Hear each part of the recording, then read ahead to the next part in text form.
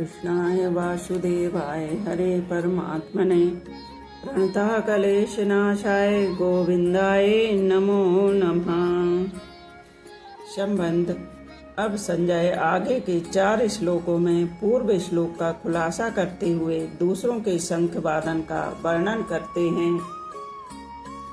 पांचजन्यम ऋषिकेशो देवदत्तम धनंजयः पौंड्रम दध्मौ महाशंखम भीमकर्मा ब्रकोदरः।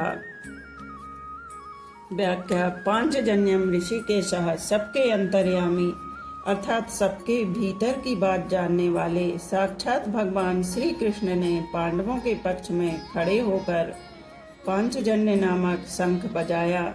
भगवान ने पंचजन नामक शंख रूपधारी दैत्य को मारकर उसको शंख रूप से ग्रहण किया था, इसलिए शंख का नाम पंचजन्य हो गया। देवदत्तम धनंजयः।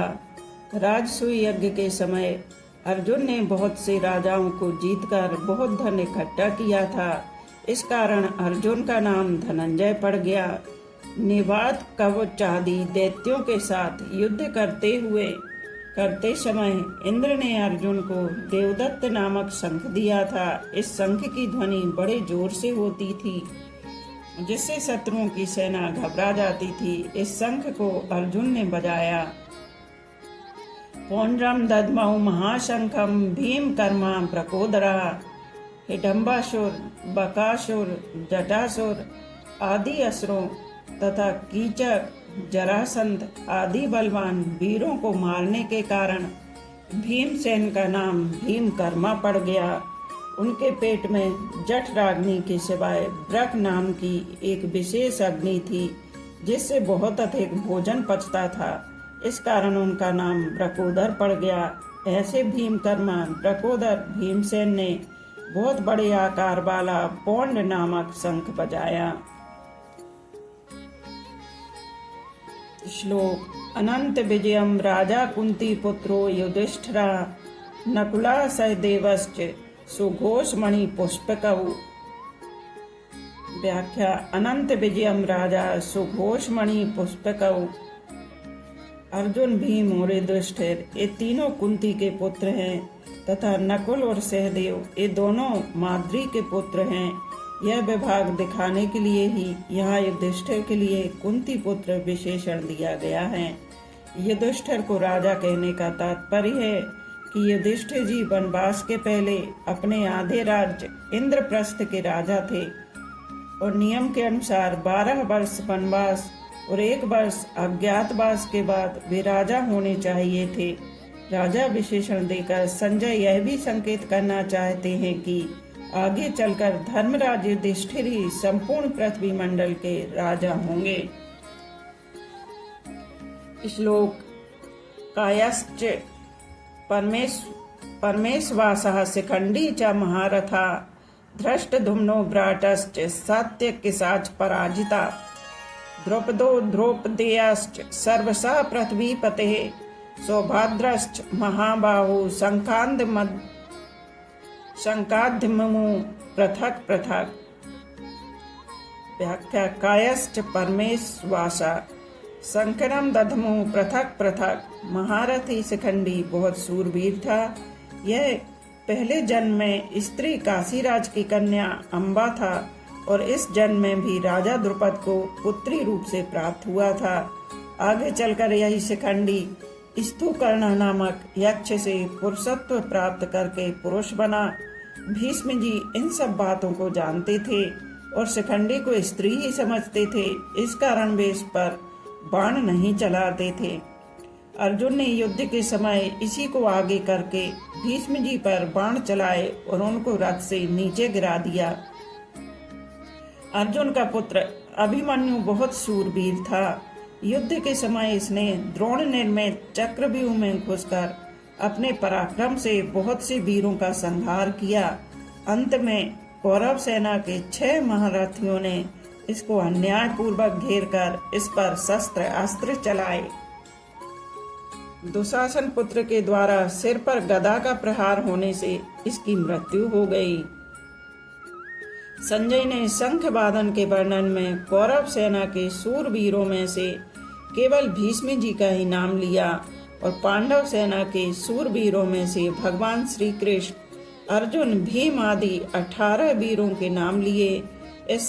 इससे ऐसा प्रतीत होता है कि संजय के मन में अधर्म के पक्ष कौरव सेना का आदर नहीं है, इसलिए वे अधर्म के पक्ष का अधिक वर्णन करना उचित नहीं समझते, परंतु उनके मन में धर्म के पक्ष पांडव सेना का आदर होने से और भगवान श्री कृष्ण तथा पांडवों के प्रति आदर भाव होने से वे उनके पक्ष का ही अधिक वर्णन करना उचित समझते हैं और उनके पक्ष का वर्णन करने में ही उनको आनंद आ रहा है। संबंध: पांडव सेना के शंख वादन का कौरव सेना पर क्या असर हुआ, इसको आगे के श्लोक में कहते हैं। सा घोषो धार्तराष्ट्राणां हृदयानि व्याधारयत् नभश्च पृथ्वी चैव तुमुलो वेणुनादयन्।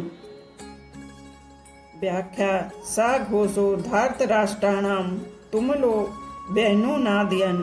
पांडव सेना की वह शंख ध्वनि इतनी विशाल, गहरी, ऊंची और भयंकर हुई कि उस ध्वनि प्रतिध्वनि से पृथ्वी और आकाश के बीच का भाग गूंज उठा। उस शब्द से अन्याय पूर्वक राज्य को हड़पने वालों के और उनकी सहायता के लिए उनके पक्ष में खड़े हुए राजाओं के हृदय विदीर्ण हो गए।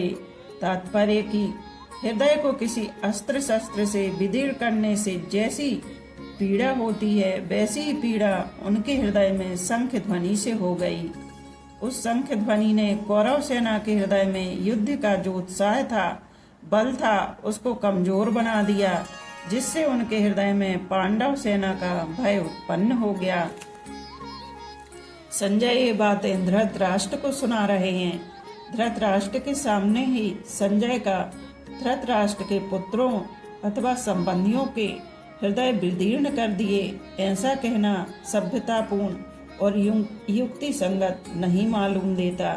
इसलिए संजय को धार्तराष्ट्राणाम ना कहकर तावकी नाम, आपके पुत्रों अथवा संबंधियों के ऐसा कहना चाहिए था, क्योंकि ऐसा कहना ही सभ्यता है।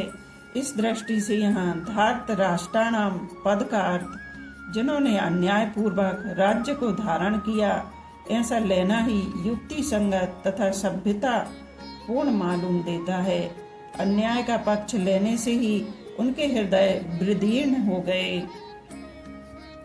इस दृष्टि से भी यह अर्थ लेना ही युक्ति संगत मालूम देता है। यहाँ शंका होती है कि कौरवों की 11 अक्षौहिणी सेना के शंख आदि बाजे बजे तो उनके शब्द का पांडव सेना पर कुछ भी असर नहीं हुआ, पर पांडवों की 7 अक्षौहिणी सेना के शंख बजे तो उनके शब्द से कौरव सेना के हृदय विदीर्ण क्यों हो गए। इसका समाधान यह है कि जिनके हृदय में अधर्म, पाप, अन्याय नहीं है, अर्थात जो धर्म पूर्वक अपने कर्तव्य का पालन करते हैं, उनका हृदय मजबूत होता है। उनके हृदय में भय नहीं होता, न्याय का पक्ष होने से उनमें उत्साह होता है, शूरवीरता होती है। पांडवों ने वनवास से के पहले भी न्याय व धर्म पूर्वक राज्य किया था और वनवास के बाद भी नियम के अनुसार कौरवों से न्याय पूर्वक राज्य मांगा था, अतः उनके हृदय में भय नहीं था, प्रत्युत उत्साह था, शूरवीरता थी। तात्पर्य है कि पांडवों का पक्ष धर्म का था। इस कारण कौरवों की 11 अक्षौहिणी सेना के बाजों के शब्द का पांडव सेना पर कोई असर नहीं हुआ, परंतु जो अधर्म, पाप, अन्याय आदि करते हैं, उनके हृदय स्वाभाविक ही कमजोर होते हैं। उनके हृदय में निर्भयता, निशंकता नहीं रहती। उनका खुद का किया पाप, अन्याय ही उनको हृदय को निर्बल बना देता है।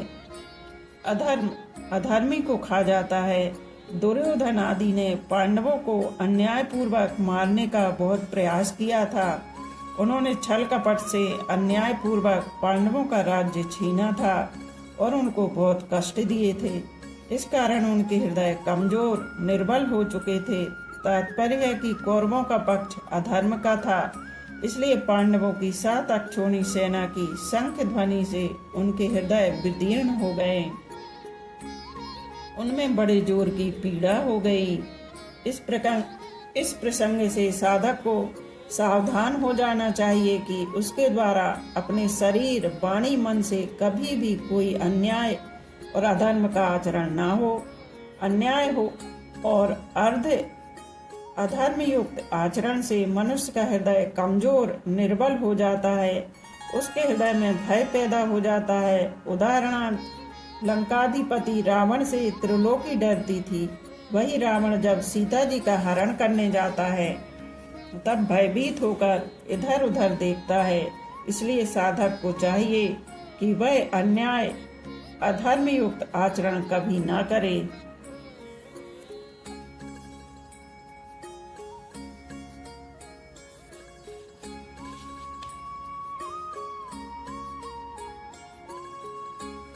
संबंध। धृतराष्ट्र ने पहले श्लोक में अपने और पांडु के पुत्रों के विषय में प्रश्न किया था। उसका उत्तर संजय ने दूसरे श्लोक से 19वें श्लोक तक दे दिया। अब संजय भगवत गीता के प्राकट्य का प्रसंग आगे के श्लोक से आरंभ करते हैं। अथ व्यवस्था दृष्ट्वा धार्तराष्ट्रान् कपिध्वजा प्रवर्ते शास्त्र संपाते धनुर्धम्य पांडवः ऋषिकेशम तदा वाक्यमिदमाह महीपति। व्याख्या। अथ इस पद का तात्पर्य है कि अब संजय भगवान श्री कृष्ण और अर्जुन के संवाद रूप भगवत गीता का आरंभ करते हैं।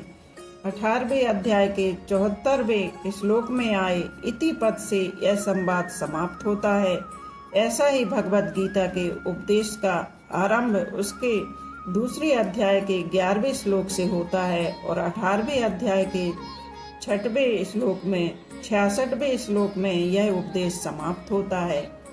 यहाँ देखिए राम सुखदास जी ने कितनी सुंदर भगवत गीता का वर्णन यहाँ किया है। श्लोक का एक एक शब्द का अर्थ यहाँ अलग अलग दिया हुआ है, जिसका मैं उसी प्रकार से पाठ कर रही हूँ या आप लोगों के लिए श्रवण करा रही हूँ। तो इसे ज़्यादा से ज़्यादा लोग सुने और अपने जीवन में इसको उतारें। तो चलिए आगे बढ़ते हैं। प्रवत्ते शास्त्र संपाते यद्यपि पितामह भीष्म ने युद्धारंभ की घोषणा के लिए शंख नहीं बजाया था, प्रत्युत केवल दुर्योधन को प्रसन्न करने के लिए ही शंख बजाया था। तथापि कौरव पांडव सेना ने उसको युद्ध आरंभ की घोषणा ही मान लिया और अपने अपने अस्त्र शस्त्र हाथ में उठाकर तैयार हो गए। इस तरह सेना को शस्त्र उठाए देखकर वीरता में भरकर अर्जुन ने भी अपना गांडीव धनुष हाथ में उठा लिया। विवस्थान धार्तराष्ट्रान् दृष्ट्वा।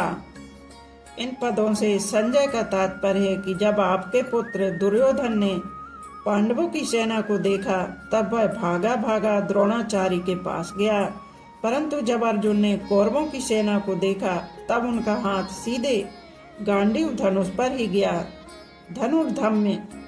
इससे मालूम होता है कि दुर्योधन के भीतर भय है और अर्जुन के भीतर निर्भयता है, उत्साह है, वीरता है। कपिध्वजा।